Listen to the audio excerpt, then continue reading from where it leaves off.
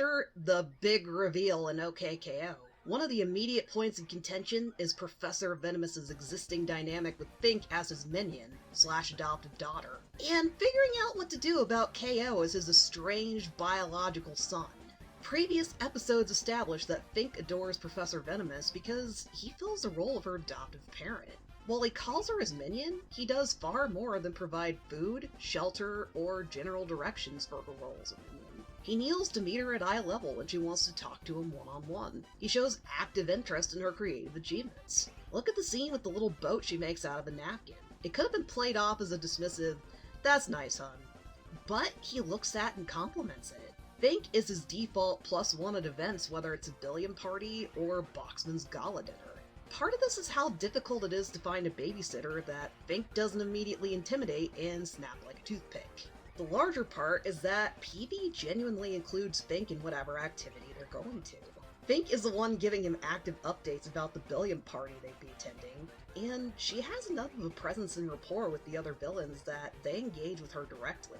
Fink's comment about Cosma is a small detail, but there's a world of difference between adults engaging with and actually including kids at an event versus talking over them. While there isn't direct on-screen evidence, I don't think it's a stretch that PV set the precedent Fink gets a say whenever he brings her anywhere. A few months ago, I was talking to one of my friends about the split between Professor Venomous and Shadowy Figure. One of the interesting compare and contrast points comes up around how either persona approaches Fink's interest in video games. PV comments that he doesn't like video games. He sees them as a distraction or just a time-wasting leisure activity. He doesn't stop Fink from playing them and even furnish their house with the latest console, games, etc. He does suggest switching from further gameplay to practicing piano instead. The piano might be an expensive attempt to lightly nudge Fink towards an activity he considers more enriching, constructive, or intellectual. It's condescending, but PV's saving grace here is that he has given some thought and consideration to what he thinks might help Fink become a more well-rounded person. In stark contrast, Shadowy encourages Fink to indulge in video games to the point of extreme escapism. Video games are an effective means to occupy Fink, while he focuses on pulling out TKO, gathering glorbs, or whatever else. Shadowy Venomous disguised as PV invites KO over during Fink's conveniently timed all-day video game tournament. When Boxman confronts Shadowy Venomous, Fink is desperately tuning out the world around her with headphones and a Switch stand-in. PV has managed to paint a picture with a distinct Dr. Jekyll and Mr. Hyde divide between his personas. One persona is a more careful, thoughtful, responsible one. He's a respectable and trustworthy figure. While PV is a villain, he still has some amount of empathy and consideration for others. This comes out primarily not just through his interactions with Fink, but his kinder moments with Boxman. While he can be cold, reluctant, or dismissive towards Boxman, he's the one villain in Lakewood that fully listens to and addresses what Boxman has to say. Even when PV was frustrated with Boxman failing to deliver promised goods, he takes the time to see Boxman in person and talk to him one-on-one. He leaves room for some kind of conversation and delivering constructive criticism, versus Cosmo's approach towards Boxman as a business partner. Cosmo addresses Boxman over video calls and boardroom meetings. He has to come to her despite him providing a product she needs or is interested in.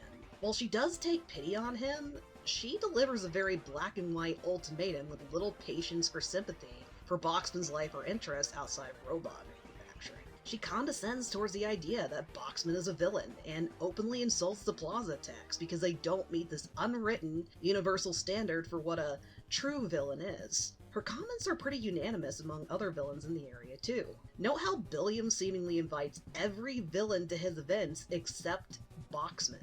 Outside of business, other villains mock and belittle Boxman. The entire Billiam's party sequence is a clash between Boxman's goofy, outrageous behavior and everyone shooting him baffled, upset stares. They keep hoping to back him down through a mix of shame and read the room expectations, until Billiam bluntly tells Boxman, "No one likes you." At the same party, PV makes stronger efforts to distance himself from Boxman, rather than give him the same stares or make comments. He let Boxman bulldoze his way into becoming his +1 guest. He's trying to find some non-existent happy medium between appease Boxman, but not to the detriment of backing him up or standing up for him around his judgmental friends and colleagues. Even when Billiam requests that PV handle Boxman, PV tries to resolve the conflict in as gentle, low-key, and non-confrontational a means he can. Up until Boxman crashes, PV handles Boxman with kid gloves. He makes threats and puffs up, but he backs off when met with the soft, eager-to-please, vulnerable side of Boxman. This side of Boxman is cute, endearing, and pathetic, in a similar respect to what Fink looks like when she gives PV a puppy dog pout, crocodile tears, or appears genuinely upset. Boxman is starved for affection and companionship. Fink was alone in the world with no friends, parents, or support system. Both of them approach the wider world as scrappy and defensive. They're more likely to snap, fight, or insult than show any kind of sweet, nice side to others. PV is their exception. He stumbled into the exact template of a person both Fink and Boxman want and need in their respective corners. As someone that feels slighted and outspoken, both as someone with no powers and as an earnest villain, he's drawn towards Fink and Boxman. They're all kindred spirits. Surprisingly, PV is a doormat when it comes to persons he has earnest affection towards and some interest in a deeper, meaningful connection with. He's scared of the effort and emotional depth tied to confrontation. He'll capitulate to Fink's demands with a big enough outburst. He'll let Boxman be more touchy and affectionate than he's ready for, because it shuts down the awkwardness without pushing the other man away. This special person stays in his orbit without a bigger conversation that requires more vulnerability, emotional openness, or introspection than he wants to engage with. They're appeased. They have what they immediately want from him, right? PV's doormat mode syncs up with how much self-control he exercises to maintain this really careful, responsible, trustworthy persona. When something falls outside of his expertise or limits, like emotional intimacy, he becomes flustered or panics. It cracks the mask in a way he's never ready for, because it requires a level of self-awareness and openness he actively avoids. When the episode All in the Villainy comes around, it's an extra gut punch that he was starting to work on this exact fault. His efforts were in large part because of his partner Boxman, and his expanded role as a stepdad. Boxman and PV noticed that Daryl and Fink were fighting.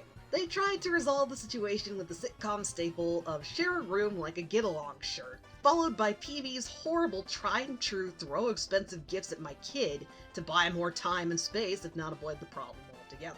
The interim was Boxman and PV having a very intimate, heart-to-heart couples therapy session with Ernesto. PV was taking that step to improve. He had a pronounced impact on Box more, including Boxman organically making moves to become a more proactive parent with his own kids. PV showed he has the capacity to change. But that's looking at Professor Venomous without Shadowy Figure. The shadowy persona is open season to be cruel, abusive, and destructive, with no care or restraint. Keeping Shadowy's reckless campaign secret is only possible behind the tailored, curated image of Professor Venomous. I bring up the Dr. Jekyll comparison as often as I do, since this is one of the few allegories I've seen that maintains the hypocrisy attached to Jekyll separating out and trying to pin his more heinous behavior on an unrelated alter ego.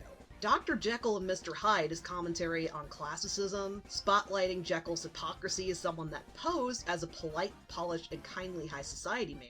Then he turns around and abuses lower-class persons under the guise of someone hideous and outwardly cruel. He claims he's not a monster. Mr. Hyde is a personification of the mental gymnastics any rich person exercises when they gloss over exploited, underpaid workers, government policies that further impoverish anyone lower class, and other classist bullshit. There's always some boogeyman or figure that hides what's otherwise open, uncensored bigotry.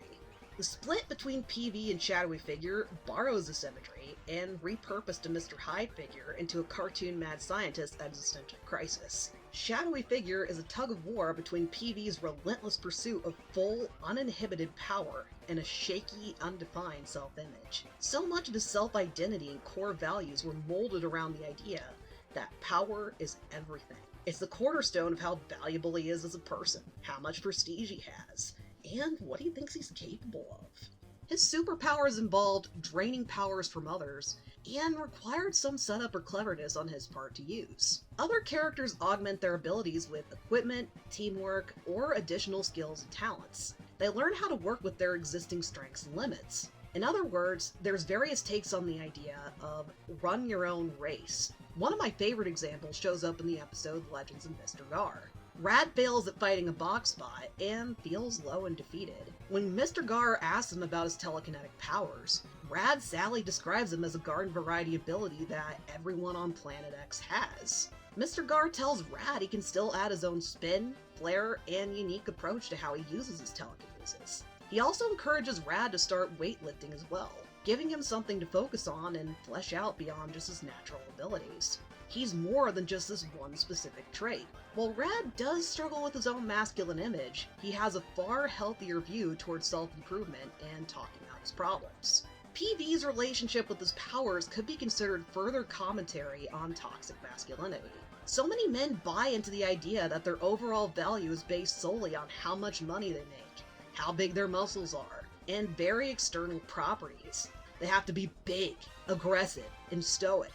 They're the providers, the breadwinners. They've built society, and the future rests squarely on their shoulders. There's so much emphasis on chasing and maintaining this very strict, narrow vision of what makes a real man. After a long enough time getting fed, stewing in, and entertaining these ideas with no active opposition or pushback, they can become core beliefs. It's harder to challenge and dismantle idea like, what is a real man, when it's someone's inner voice versus a different outside voice. The person themselves has to start questioning and tearing apart these ideas to make significant change or progress.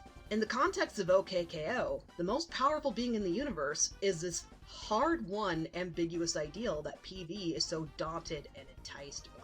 When PV couldn't fit this mold of what a powerful being is as Laser Blast, he became bitter and resentful. He tried to hide what his superpowers were behind his name and gimmicky laser blasting helmet. Everything was more about maintaining a cool guy image and facade to shield his fragile ego, rather than efforts to sit with himself and unpack why he's so dissatisfied with his superpowers, or who he actually is and wants. When he looked at Carol, he only saw her more impressive superpowers and quickly became envious. He wasn't looking at the full, three-dimensional picture of who this person was. He didn't consider how much time, effort, and energy she spent practicing martial arts, studying, and strategy. Not to mention, she placed stronger emphasis on how she could support and work with her team over how intimidating or severe her powers could make her. Laser might have started with altruistic interest in becoming a superhero, but these interests were quickly shelved in favor of cheap wins, easy results, and instant gratification.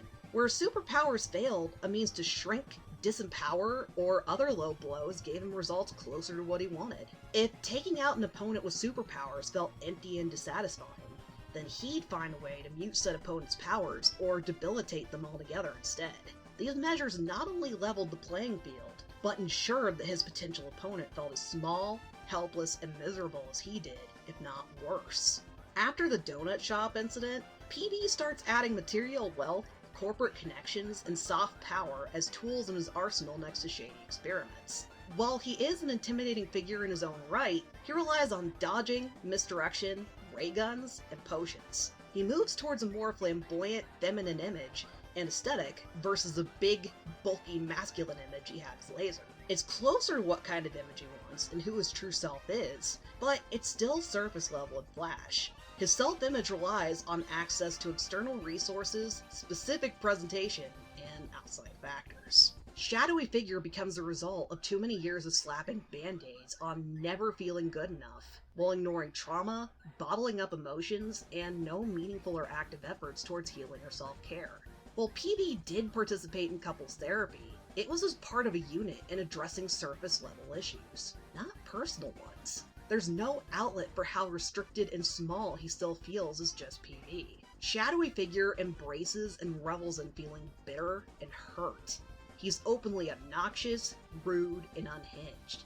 He tries to be cool to lure in targets, but it doesn't take much for him to become irritable, angry, and lash out. Professor Venomous as a persona is a mask that occasionally slips. Shadowy Figure is a persona that comes out when that mask gets completely discarded.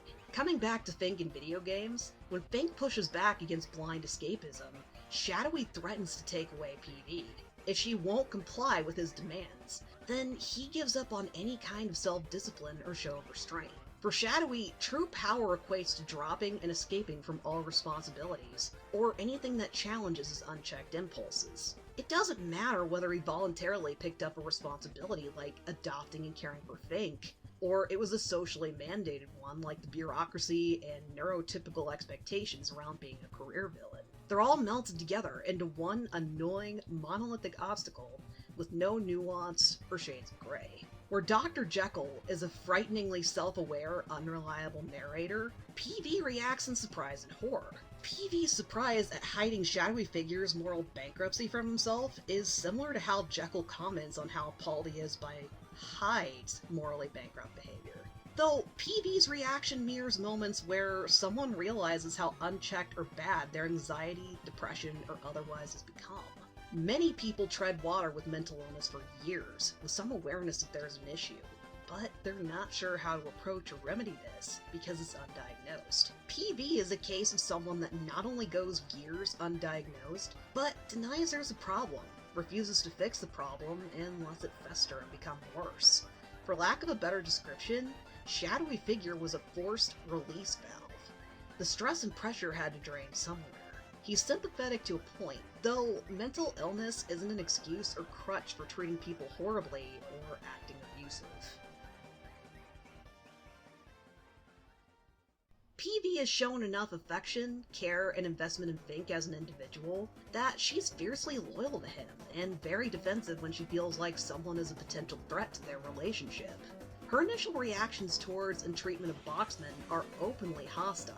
She's ready to leap in and pry them apart the minute Boxman gets too physical, or PV shows signs of being unable or unwilling to push him away or rebuff him. Boxman starts out as begrudgingly tolerating Fink. He plays nice when PV is in the room, but look at how he carelessly tosses Fink at Shannon and Daryl in the opening scene for Villain's Night In.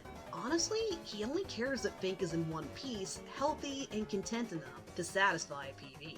He doesn't care about her as anything other than an accessory to PV. Fink backs off after PV more or less establishes Boxman as his partner, and he becomes Fink's secondary parent figure. To his credit, Boxman shows more active interest in Fink as an individual, starting with Boxman Crashes. His love language are words of affirmation and acts of service. When he builds a battle trike, it's specifically designed to Fink's interest, taste, and size. While Boxman can be oblivious, he also takes enough notes on how others around him operate and feel that he's horribly effective at manipulating his kids. Someone that knows how to play on someone's emotions to the point that they vie for favoritism is aware of how to bend or mold a situation in their favor. The battle trike was a peace offering to Fink as well as a means to impress and smooth things over with PV. Boxman and Fink are on friendly terms around the episode Dendy's video channel. When Boxman calls out Shadowy Venomous's crappy behavior, he brings attention to Venomous missing Fink's recorder recital, and stands up for her as much as himself and his kids. Boxman doesn't invite or bring Fink along with him after he's banished with Boxmore. I read Boxman's Good Luck Kid as him fully acknowledging and appreciating what kind of relationship PV and Fink have. He respects her autonomy, and that her relationship with PV can be a distinctively different and separate thing from the Boxy bunch. It should be Fink's decision whether she sticks around or not. All in the villainy hints at Fink slowly acquiescing to a bigger, blended family. None of the bots are an active challenge or threat to her close, intimate bond with PV. All of them are far more interested in strengthening their respective bonds with their father, Boxman. There aren't really any direct on-screen interactions between PV and the bots one-on-one, but everyone is on the same page. Anything PV does in correlation to Boxman or the bots is part of the all-encompassing, now mutual goal of destroy the plaza and harass the Bodega Men. Unlike her first interactions with Boxman, she fights with Daryl because of a personality clash, different interests, and the stress of new, different surroundings. This shows how combative Fink can be in general, and understandably so. It's interesting that Fink later develops her strongest on-screen friendship with Daryl, the box bot that has the biggest storyline about clashing with Boxman's blatant favoritism. They may have been set as narrative foils. Daryl is the catalyst for Boxman's significant character growth, and Fink is a linchpin for PV's character writing. While Daryl has a close relationship with Shannon and Raymond, his siblings can and do side with Boxman during the Boxman Jr. drama. Boxman's power play and favorites pit these three against each other so often that it's understandable how fickle any of them can be when he's the active, in-charge figure at Boxmore. Their self-worth and sense of self is so tied to Boxman that it's an existential dilemma when he isn't there, or they have to actively discover who they are outside of him. Fink isn't caught in that power vacuum. PV wants her to collaborate and play nice, but that doesn't hold much weight in how she approaches or interacts with Daryl. Maybe part of why they end up getting along is because Daryl is the one bot that will stand up to Boxman when he needs to. He'd be the easiest to relate to on the topic of navigating a relationship with a toxic parent, and keeping both that relationship and shiny spine intact. After the relatively new addition of Boxman and the Boxbots, enter K.O. He's a hero. He's the antithesis of everything Fink claims to be about. He's been an active enemy, an acceptable, no-holds-barred target until the bomb drop that he's the boss's biological son. That title supposedly grants him a stronger claim to Professor Venomous as a parent than Fink has. Shortly before the big reveal, the episode K.O. vs. Fink establishes what Fink's dynamic with him is outside of the later family drama. K.O. is openly sweet, friendly, and tries to extend a helping hand to everyone.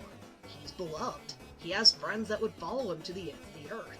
Even from a glance, K.O.'s mom is openly affectionate and loving.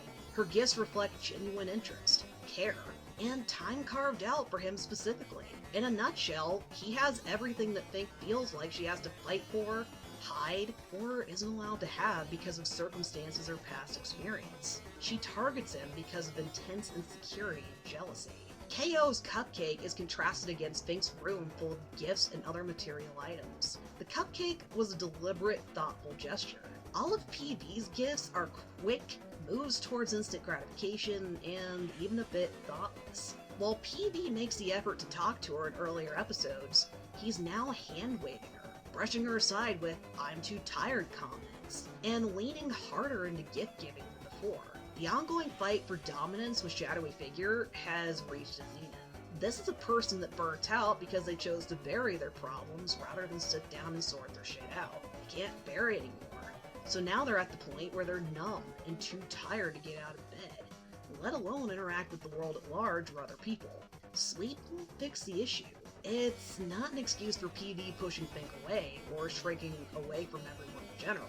It's what severe warning signs behind lack of poor self-care can look like. There's already a growing rift between Fink and PV when K.O. enters the picture, and expresses interest in getting to know who PV is. Fink is used to casual touch and affection from PV. They have an established relationship and comfortable rapport. PV is a stranger to K.O. Add the goo clone trap trauma and other incidents that paint a very unflattering, nasty picture, and the scenario becomes that much stickier. K.O. doesn't show intense dislike for anyone else easily. He's forgiving and hard on his sleeve to a fault, so it's damning when PV was the first character K.O. says he hates. When he says it, K.O. is still visibly distraught and uncomfortable with how much conviction there is to that. "I hate you." And this was before the big reveal. PV was initially indifferent towards K.O. and viewed him as another disposable hero, until K.O. became a potential recruit or ally. He may have adopted Fink, but PV is a reluctant parent that didn't actively choose to be one from the get-go, or exercise the work needed to grow into the role either. It's my headcanon that calling Fink his minion instead of his daughter was means to give him some distance from the title and responsibilities around Dad. He has potential to be this person for Fink, and has successfully navigated some parts of parenthood, but this is still offset by how often he relies on quick fixes or avoiding a serious, heavy conversation with something shiny or distracting. When faced with K.O., he immediately dives in with go-to suggestions that would work better for Fink or an aspiring evil student. He tries to frame this as, "get to know what Dad does," but he spent enough time in fights against K.O. or the Plaza that he should have some idea of what K.O. is like. He thinks it's acceptable or appropriate to try and ruffle K.O.'s hair. He approaches K.O. with whatever one-size-fits-all mold he uses around the Boxbots or kids in general, rather than assessing how complicated the optics around their situation is. While he does take a step back and comes up with a workable compromise for quality time with K.O., he ignores, brushes off, or chastises Fink every time she shows open jealousy or hostility. He doesn't have a solid track record for substantial problem solving with her as it is. He listens to her complaint, but the solution still either becomes deal with it or defer and avoid. and Boxman crashes, he gave her protest a lighter, friendlier touch. He tried to soften the awkward situation of the unwanted house guest, with reassurances that Boxman could be a pleasant surprise. It was still a deal-with-it approach, but he was far more kind and thoughtful.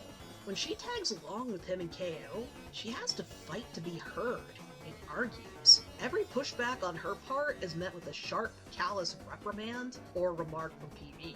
When Fink reveals that shadowy figure was holding PV hostage if she didn't keep his secret, it's followed by guilt and regret. She's been saddled with this dilemma for months and trying to tune out how overwhelming and terrifying shadowy is with video games. The secret is pried out of her between an increasingly frustrated PV and an annoying KO, rather than admitted in a safe, secure environment.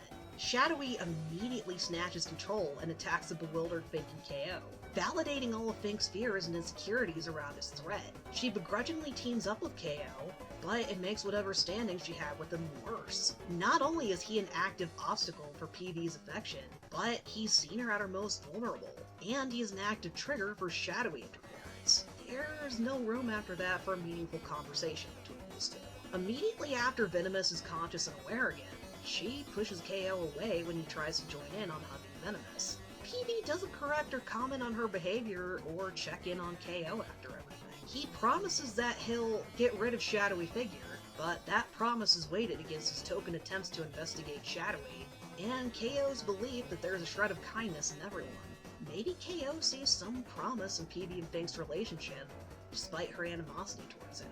While she has bullied him, he has tried to remain amicable. He snaps a few times, but he's never as mean or unpleasant as she gets. In the episode Carl, KO shows a willingness to include Fink despite how uneasy or wary he is around her. It probably stems from his continued issues with establishing boundaries with others. Though even if he did push for stronger boundaries, he understands that Fink is PV's adopted daughter, and part of his life in an important enough capacity that it's worth considering her or asking about her. The fact that Fink is conveniently cut out of the picture in the episode Carl sets up how important she is to PV's story overall.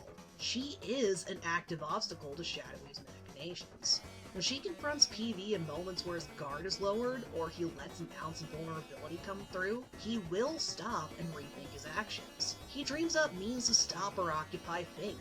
He has to stoop to threats or intimidation to make her back off. Otherwise, he's used to their dynamic for keeping him wrapped around her finger, or generally getting her way because she's so cute and endearing. The cuteness is matched by a stubborn attitude. She has grit and determination to her that Boxman and others don't, including KO. From what few Boxman reactions there are to Shadowy Venomous, he lets Shadowy steamroll him. Granted, Boxman folded pretty easily around Venomous's angrier reactions, stares, or comments earlier on, too. If Venomous does something kind or sweet for or around Boxy, it's because he wanted to. Otherwise, Boxman describes their dynamic as PV does what he wants regardless of his input, when he tries to commiserate with PV's ex Carol. There's some attempt at balance when PV is conscientiously and deliberately Boxman's partner. When he becomes Shadowy full-time, he's now Boxman's unwanted, tyrannical landlord. Boxmoor is a scrappy HQ in a wider world that's nothing more than a dog-eat-dog playground for Shadowy Venomous and KO. When Shadowy describes or portrays PV as something other, he gives himself a convenient scapegoat or out for his worst behavior. Fink earnestly loves and trusts Professor Venomous, so PV wanted to keep this unrestrained loyalty without having to sacrifice his personal interests or fully reciprocate. It's fucked up that he abuses Fink's trust, and even after becoming Shadowy Venomous, she believes so strongly in who Professor Venomous was that she overlooks all the red flags. No matter what Venomous does next, she never gives up on him and keeps a tentative door open for his return, warts and all. From her perspective, it's always a quest to defeat Shadowy and get Venomous back. It's not entirely inaccurate, but it downplays how much Venomous failed her as a guardian. A lot of PV's sharper edges of backstabbing are explored more directly in how he plays off of KO, but KO's ultimate decision is going no contact with PV and setting a strict boundary of we're hero and villain only. When PV is at the smoking end of a hypothetical gun from TKO, Fink jumps in and shields him. Her willingness to play martyr baffles PV, and he tries to convince her to move. If Fink understands the full gravity of how he betrayed her trust, it hits even harder that she's here at his absolute lowest moment. He abused and hurt anyone that was ever in his corner. He doesn't deserve to be spared from the ultimate revenge, or his earned comeuppance. But Fink showed up anyway. It's not the 100th chance for someone that doesn't deserve it, like K.O. handed out before. Fink is holding out a hand to the same person that helped her during what may have been her darkest, lowest point. She knows the life-changing and improving impact of giving someone grace and an opportunity to try again in a pivotal moment like that. Thankfully, her choice to reach out is exactly what leads to PV finally making moves to improve. Fink not only forgives it, but they patch things up enough that their relationship seems even stronger than it was previously. There are specific on-screen scenes in the last episode, Future Events montage, showing PV stepping up and acting as a more present, active parent. I'd honestly love to know the finer details of how that played out, instead of having to fill in the blanks myself, though. PV and Shadowy Figure are set as a thematic foil to K.O. and TKO. At first, TKO starts out as a formless black blob or a faceless creature in a cage. Eventually, K.O. sculpts his negative feelings into the personification of TKO. Here's a very angsty, temperamental, and mean kid that hates rules and authority. He wants unchecked freedom to do whatever impulsive stupid thing is appealing in the moment, regardless of the consequences. It's easy to chalk TKO up as just the dark version of KO, but his hurt feelings are justified. Story-wise, KO thinks his dad died, and he never knew who this person was and what he was like. He tries to fill this void with hopes, imagination, and chip damage propaganda. He wanted some kind of masculine role model or guiding figure. While Carol tries her best, KO met her concerns or blind spots with reassurances that he's more self-reliant and resilient than he really is. He's scared and frustrated. He tries to squeeze himself into the perpetually kind, cheerful, and indomitable image Chip Damage presents as the ideal hero. Thankfully, KO's hero worship and reliance on Chip Damage slowly gets offset by Mr. Gar starting to fill in the role of healthy role model, and Enid's comments or critique of Chip Damage are point in general. These two are only starting points on KO working through years of leaning on Chip and feeling like something significant was missing. If KO lets anyone see him get upset or angry, he thinks it's a sign of weakness. While Carol, Enid, Rad, and others push back against some of KO's attempts to hide when he's struggling, they also take his polite, bouncy, and gracious demeanor for granted. KO plays the extreme version of a self-sacrificing hero, and TKO is the first blunt pushback against how unhealthy that really is. TKO is perceptive and observant. He's willing to be skeptic, critical, and cynical in a way that KO avoids because he's people-pleasing to a fault and bends over backwards to be polite and kind to everyone. By giving TKO some voice and expression, KO starts to question his self-image, morality, values, and otherwise. He's scared of how rough and crude this side of him is, but he wants a meaningful dialogue and to find a compromise. While KO's empathetic approach is more obvious, TKO does try to push for KO to stand up for himself. He draws attention to obvious red flags or concerns KO tries to avoid or gloss over in his stubborn attempts to keep up his image of the perfect, idealized world. TKO does take advantage of KO's good nature, but he usually resorts to chaotic, destructive ends when he feels like KO won't listen to him. In general, TKO feels unheard, disliked, and outspoken. Until KO tries to lock TKO away, TKO was an active voice. Compared to TKO, Shadowy Figure was always buried, locked away, or trapped until he brute forced a way out. Since PV refuses to acknowledge him or give him any kind of say, then Shadowy doesn't care what PV or anyone else thinks of him and what he wants. Rather than actively fighting against PV, he slips out when PV is asleep and uses his desirable image as leverage. There's some benefits to cooperating with an existing system and bureaucracy. PV has a big house, massive wealth, connections, etc. Some shady escapades or schemes require a front, and it's easier to tolerate the mask if it's a tool and a means to buy time, rather than just an obligation. Shadowy Venomous tries to frame KO and TKO's struggle for control as equal to the initial struggle between PV versus Shadowy Figure. He manages to appeal to KO's major insecurities around feeling unheard and outspoken. He lets TKO take the lead, poses as the ultimate support role, and takes advantage of what part of KO desperately longs for his approval or attention. When anyone else approached TKO, there was always an effort to keep him at arm's length. They chastise or lecture him, and try to contain or repress him. Even KO, despite his kinder touch, still stigmatizes TKO as something unwanted or other. Despite how Venomous initially hurt him, TKO gets blindsided by Venomous meeting him at eye level, striking a deal between partners rather than an attempt to control or pull rank as an authority figure over him, and convincing him that they're on a similar wavelength. The act sticks, and he hopes that he can pull a frog in a boiling pot move on TKO. Eventually, Venomous breaks and reveals that he only wants TKO for his abilities and the potential of what he could do. Where everyone else labeled TKO as a nuisance, Venomous wants to use TKO as a tool. Everyone else tried to suppress TKO for KO's health and well-being. Venomous wants full control. Some parents feel like they lost out on their ultimate dream. Then they have a talented, hard-working kid that they see as a mini-me or a second chance at that failed dream. Their child is a conduit for a vicarious fantasy. That's exactly what Shadowy Venomous is trying to push for. Where he was never enough, TKO has everything and more. When Venomous yells, "Know your place, boy," it has echoes of someone forced to conform to molds and expectations and respects a hierarchy. Venomous is projecting enough on the TKO that he believes eventually pulling rank or appealing to authority will grant him the results he wants. He is the one in charge. PV wants to be a ruthless, unchecked king. He'll stomp faces into the dirt, torture people, and draw out how miserable someone is. He actually forgets the substance of what enticed TKO in the first place, the promise of full autonomy, someone that listens, and a kindred spirit. TKO defies authority.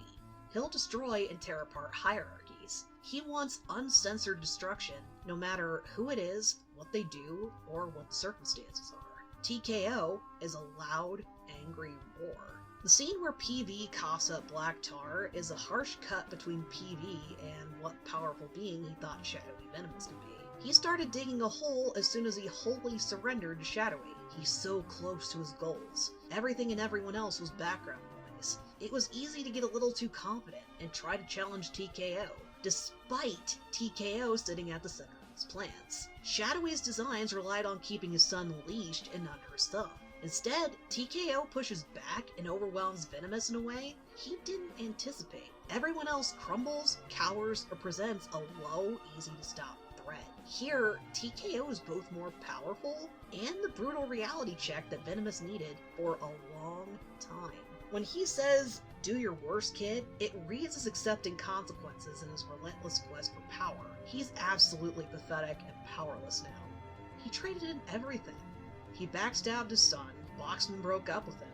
Every significant relationship or ties he had are gone. There's no more room for denial, running away, avoiding, or kicking the can down the road. It's a very sobering moment. When others continue to try and reach out to or appeal to TKO, they still address KO specifically. While all of them apologize or try to make amends, it feels like a too little too late effort, and worsens in concert with KO's continued attempts to fight back for control. Since his trust has been abused and broken so badly, it's understandable that he steamrolls over everyone and everything around him. There's still an undertone of tame the beast.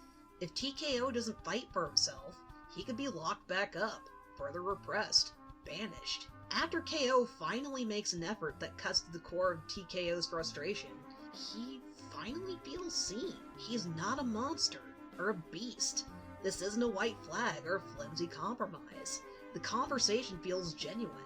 He's the focused. He's acknowledged, addressed, heard, and most importantly, accepted. There's no struggle for control. It's hashing out problems, accepting limits, and coming up with a healthy, plausible solution. K.O. was willing to carve out a place for his weakness, and accepts vulnerability as an important piece in his efforts to become a better person, hero or otherwise. PV continued to try and suppress, and restrain until he snapped. Everything became a hungry quest for catharsis and dominance. He can never tame himself, so he'll conquer the world around him instead. If he can bend everything else to his whims, then nothing can oppose or challenge him anymore. After K.O. finds himself, he wakes up to the sad, horrifying consequences of Professor Venomous's ultimate goal. A world where everyone, including him, is powerless, hopeless, and defeated. When K.O. is offered a big fairy godmother-esque wish, he chooses to ask for everyone to get what they want, rather than just return to the original status quo. Ultimately, he wanted to understand, accept, and feel comfortable as himself. Now that he's achieved a starting place for satisfying self-actualization, K.O. could return to a life full of supportive friends, loving parents, and ample opportunities for learning, exploring, and anything he could reasonably want to do. That spot is ideal for him specifically, but it's significant that he wants a world where everyone experiences the same capacity for self-actualization. Most people that have figured out how to sit with themselves hope others reach a similar point, because it becomes easier to understand someone else's perspective and challenges, without projecting just their own experience onto them as strongly. Empathy does exist regardless of this. This is more highlighting the difference between starry-eyed, self-sacrificing to a fault K.O. at the start of the series, compared to patient, self-respecting, thoughtful K.O. near the end. He's better prepared to offer help and support in what capacity he reasonably can, rather than trying to fill a role that nobody realistically can and hurt themselves trying to. K.O.'s wish includes a happy ending for Professor Venomous. He doesn't forgive PV, and the underlying implication is that they go no contact outside of hero and villain fights. When K.O. asks about PV, it's more him making peace with the trauma around PV as an absentee parent, and the need for him to fill that role. He doesn't want to hurt or destroy PV, and he doesn't need PV in his life. He can walk away and move on. As someone that has a complicated relationship with their own parents, and has talked to many other people with similar situations, having to choose your own mental health and well-being over a relationship with a parent can be difficult. Cutting a toxic parent out or setting boundaries can be a really difficult thing to do. Parents are the first authority figures and role models in a lot of people's lives. They help shape our worldview, morals, and to some extent, our sense of self. Parenthood isn't just food, shelter, clothing, and general activities until a kid turns 18 and moves out. Ideally, a kid wants to include a parent in their life long after they've reached adulthood. The dynamic shifts from a parent as a primary caregiver to a more helpful secondary role, but a kid can still treasure their advice, company, and companionship later. When that bond has to be broken, it's because it isn't symbiotic. Cutting a parent or anyone out in any capacity is a hard decision. It's not easy. It's not done in a callous, cavalier way. It's a move to protect someone's life, health, and future. Most people, whether they have their own kids, or a few cats, or whatever else, have a home, life, and goals that rely on them staying healthy and persevering. It's a privilege to be part of someone's inner world and circle, not a right. It's earned, not demanded or coerced. So it's powerful to me that K.O. finds himself, sets a strong boundary, and becomes a balanced version of the hero he wanted to be after the finale. He knows who his friends and family are, what he wants from his life, and how to approach the future with open arms and an earnest smile, rather than a fake, forced one in an effort to hide things.